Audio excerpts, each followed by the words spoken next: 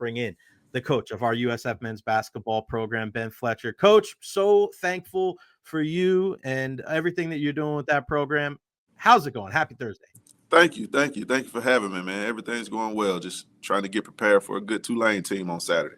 Yeah, let's start with the recent game. I mean, Wichita State, not an easy place to go in there, Coach. And it's just you hit the ground running, and it didn't seem like the switch ever went off. It was just like, all right, this is the night of the green and gold.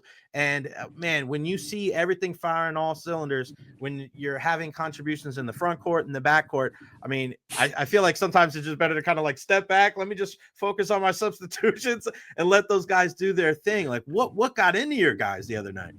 Man, I think they're coming around. They know we have a balanced group. We talk a lot about our depth, but we talk about, the balance that we have too with, like you said earlier, with Jamil Reynolds and Deontay Green on the inside. And then we have, guards that are able to make plays for each other. And, that day it all came together. What do you think the biggest focus is when it comes to the development of Jamil? Because he's just a different, when you're talking about profile of player, it's a different profile of a big man than what we had last year. Right. So to be able to see what he can contribute to the program, and I know obviously one of the biggest things is got to stay out of foul trouble, you got to stay on the court no matter what. But just from the beginning of this year to what you saw the other day, what would you say is the biggest change in his game? Man, I think, his development, man, it's Griff McComb, Mo Spates, they've done a great job of, working with him, not only in practice, but outside of practice as well. And man, he's really grown in that area of, getting extra work and really honing in on his skills. So, man, it's just a lot of work from a lot of different people.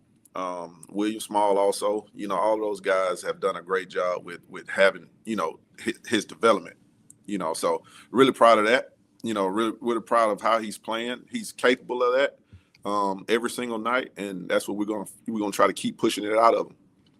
What's been the biggest, challenge with, incorporating some of the new players in here to some of the guys that, obviously we saw it with Kobe and Jaden and some of the guys that were with the team last year. How long does it take to try to get kind of like the new guard and the old guard working together? Because, man, the season comes at you quick, and then here comes the games, and it's not like you guys have an easy schedule to start the season. I mean, how long does it take for you to, find your rotation and find out what guys are going to be playing at certain times, and also those guys to kind of grow into their own roles? Well, like you said, it takes time, and we do things a little different here than a lot of places, man. We require a lot of time. To talk about life and stuff like that. So I think the first few months, man, it takes those guys to, a while to figure out, man, is this genuine or is this all for show or do they really care? So it takes them a while for that. Our system is a little different as well. We do some things that a lot of people don't do or don't care to coach. And it takes time. It's not really a timeline on it. But I think we're in a better spot now than we were a month ago. And that was due to, after the Bethune game, and shout out to Bethune-Cookman. They did a really good job that night coming in here and having a game plan, and they stuck with it. But, after going home, watching that game, and, I told the guys, I said, man, it was very obvious that, man, on that night, we lacked trust, we lacked responsibility, we lacked unity, we lack toughness, and we lack humility. And, and that's our core values that we stand on the acronym of truth. And I told him, I said, man, it'd be a disservice for me to show you this film because I don't think it'll help us get better in any area. And so, that day we talked, every player from walk-on to the GAs, everybody had to get up and say something on, how can we get this thing going in the right direction? And man, I thought those guys were great. We had a real grown man conversation, and ever since then, I think you've seen this team have a resemblance of last year's team. Yeah, it's a beautiful thing to be able to watch them go out there and listen. It's not how many times you get knocked down. It's how you pick yourself up and how many No times you doubt. can pick yourself up because life and especially with sports, it's about failure, man. Nobody hits 100% of their free throws, right? You got to be able Right. to be resilient and bounce back. And you guys have been very, especially after that Bethune game, it's been very indicative of like, all right, that could be the lowest point of the season, but where do we go from here? And to be able to see the character of your team, not let that snowball and be like, all right, you Right. start. There was no self. That's one of the big things, coach. And I want to shout you guys out for that. After that game, there was no self doubt after that. No. And sometimes you see that kind of wear on teams, especially early on, especially when you have guys that are coming in. You don't know whether they question the process, right? Because, like you said, you're kind of learning, and you guys getting up there and kind of speaking your mind. And the big thing, talking about trust, that's something, and especially nowadays. And I want to ask you about kind of the modern athlete because you've been in the game, Right. coaching, playing. Yep. How has the message changed from whether you're a head coach or an assistant coach? How has that message changed? And what part of the message maybe has stayed the same over the years now that you and I both know the student athlete is a lot different now than just 10, 15, 20 years ago. So how has it Right. changed? How has it stayed the same?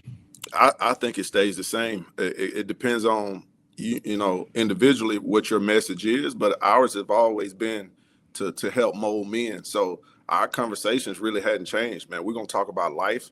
We're gonna talk about your family. We're gonna talk about all different avenues of your life outside of basketball. And yes, we'll talk basketball, but like, man, if I'm always coming to you talking about closeouts and rebounding, man, how much trust are you gonna have in me that I can help develop you into a man? So I think, too many times we go away from those conversations, and now these guys are out here on the island, so they don't know, how to treat a lady. They don't know, how to speak to your parents. So I think, man, the more we can be an extension of that household, I'm not any of these guys' father, but man, we can be an extension of that, and try to teach those same values that they've had instilled in them, with their parents.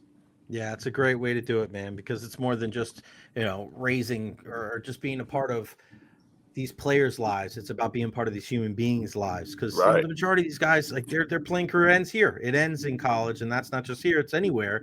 And Right. then after this, it's a harsh reality of like, hey, man, you're gonna have to go out and get a job. You're gonna have to deal with having a wife and relationship issues and children, and it's Right. just a different animal. It's a different ball game altogether. Right. Coach, first and foremost, man, God bless you because I think you've been put in a certain position where nobody saw it coming. Yeah. And I don't know if you see it, but the picture is right here. Will Yep. always be right there. I was so lucky to be able to have my voice as one of the voices in the video that was playing when we remembered your good pal, the late great Amir Abdur-Rahim. Yep. And then now we hear from the American just this week that an honorary coach of the year, there's going to be an award named after him. I Yep. mean, I know you're you've been close, you were close to him for so long, but Yeah. for a guy like me that knew him for a year, and Right. that's just like, could you feel that too, even being with him at Kennesaw and just knowing the guy, like the profound impact that he Yeah. made in just one season at USF? Like basketball, and you don't know this, not, and I'm not slighting you, but like, I grew up in New York, diehard Knicks fan. I like Right. Patrick Ewing's my guy forever. Like I'm a big hooper, but Tampa wasn't it's not always a big hoop, but it was Right. last year. And even this year, you can feel it. Like it is the Tampa Bay's home for hoops. I mean, do you realize it? Can you put into words the impact that he was able to have here in Tampa in one season? I mean, just to see the outpouring of support, man, that told me everything I needed to know. Now, classy move, very classy move by the American to name it. Amir and I had several conversations, man. We would talk about everything, man. Sports, music, it didn't matter. But, one of the things that he would always say is, man, he wanted to serve people, and he wanted to have an impact, and leave a legacy. He said these things. And man, to actually see it come to fruition, man, it warms my heart because, like, man, that's what he wanted. He wanted that type of significance, to where it wasn't just about him. People would oftentimes think it was, but no, that's who he was. He's a genuine person, man. Just wants to do anything he can to help anybody else. And I used to always joke with him, man, like, man, when do you have time for yourself, man? You're always placing yourself in everybody else's problems, man. But when do you handle yours? But that's just the type of guy he was, man. And that's why I think, this has been felt all over the country, just because of the type of guy he was. Yeah, I always remarked, and I think back and kind of going back to what you were saying about you're not these players' father, but you're kind of an extension of that. Right. And the thing is that when we would listen to Amir speak, I would think about, wow, that sounds like what my dad and my grandfather would say to me, right? Right. Look a man in his eyes, shake his hand, make eye contact, right? Right. Hold the door open, please and thank you go a long way. Yep. Treat people the way you want to be treated. Don't do anything to anybody else you wouldn't want done to yourself. And those are the kind of things that, like, it endears you to him. It's just like, man, I'll run through a brick wall for that guy. I'm not even on the freaking team. You know what I mean? Right. So it was pretty wild to be able to see kind of that entire journey. How would you assess how the team has been able to deal with it? Because, we're there at the Yangling Center for the Celebration of Life. Listen, unfortunately, the older you get, you do, we've experienced things like this, even as something as tragic as that. These are kids, right? These are kids. How has the team as a whole, coaching staff included, how has everybody kind of rallied around this situation and come out of the other side playing some really good basketball right now? Yeah. I mean, first of all, with the players, man, they're a resilient bunch. I've said it all year long. When we started practice, that was all them. I remember getting phone calls and saying, "Hey, coach, man, we want to practice. We want to practice." And I'm sitting here going, "Man, y'all want to practice? It's only been a couple of days. Y'all want to." But I said, "Okay. I mean, I'm totally doing this for y'all, and that's what you want to do. That's what we'll do." And man, to a T, man, we came in that Saturday morning. And man, you would have thought Amir was there, like never had to. The strength coach didn't have to yell, echo. He didn't have to make guys get in line, and it was as loud as, like Amir loved it, man. So, man, they've handled it well, man. And, I can't say it enough. Like Michael Kelly, our athletic director, Lee Butler, and Jackie Grant, man, they've been awesome. Giving us resources so these guys can have the support that they need, and have the counseling that they need. And so, man, they've been great. The staff as well, early on, I had some people come and speak to us just to make sure we're in the right headspace so we can be good for those guys on a daily basis. So, it's a tough deal, man, just because, I didn't view him as my boss. I would say it to him just to make him mad because he hated to be called boss. But no, he was more of a brother. And like, man, we talked about a ton of things, and that's the hardest part because, a lot of people at this stage, we're playing games and doing all these different things, but like I don't think enough people, remember like he still got a wife and 3 kids at home that are struggling, and so. That's the part that's still heartbreaking. Just to see them and know that they miss them dearly, like we all do. And we have to be mindful of that. Even though I feel terrible most days, but man, those 3 little kids and his wife, man, it's 10 times worse for them because I tell people all the time, man, I've never seen someone in a father role be as present as he was, and he wanted to be there. Like he would take his kids to school in the morning. He would play with them at night when he got home from practice, knowing that he probably had to watch film, get prepared for next practice or next game, but he always made time for his wife and kids. So that's the hard part, because we still get to see them. But they have some hard times, So they're used to seeing him every day when he gets home, and then that's not there anymore.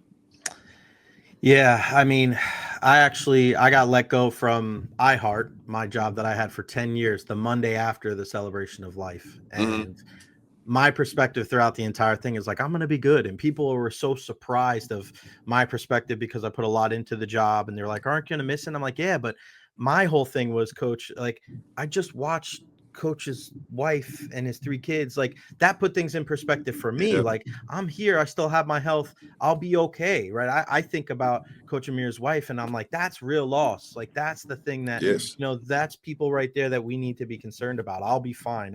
And I've rebounded. I got my podcast, and the sky's the limit. And I think you're spot on. We have to keep them in our thoughts and prayers for sure. No Coach, question. before I let you go, Yep. game coming up against Tulane, back home next Wednesday as well. Like, what's Yep. the goal here? I mean, we're doing well in conference play. I mean, once we get to the kind of the mid, like Tulane's never an easy game to play, right? Especially that one game before you go back home. What's kind of the focus as a whole when it comes to this team over the next couple of games? Man, it's one day at a time, making sure we maximize each day. And I tell guys all the time, man, there are 3 type of people in this world, man. You have people that's worried about tomorrow, people that's worried about yesterday. We want to be in that selective group where we're going to be where our feet are. Right. And, yes, Tulane is on Saturday, but man, this thing starts with us. We have to worry about us first, get better. And then today is a prep day for Tulane, and we'll shift our focus to them. But it's about maximizing each day that we come out here and making sure we get better. And that's the biggest thing for us. We can't get so fixated on what's to come, or can't get fixated on what just happened. That's done. Today's about getting ready for Tulane and being better today. Go USFBulls.com. Everybody watching out there, go get you some tickets. Again, back at the YC next Wednesday night. Coach Ben Fletcher, appreciate your time again. God bless you, man. You're doing a fantastic job. You're not just a fantastic coach, but a fantastic leader of men yourself. So every once in a while, take a step back. I used to bust Amir's chops about this. Every once in a while, take a deep breath and take it all in and enjoy it for a second. Don't tell the kids that. We don't want to let them get too far ahead of themselves. But us as grown-ups, we can kind of take a step back. And you're doing a great job, man. Keep up the great work, and we'll talk to you again soon. Man, Jay, thank you for having me, man, and go Bulls. Yes, sir. Go Bulls. The one and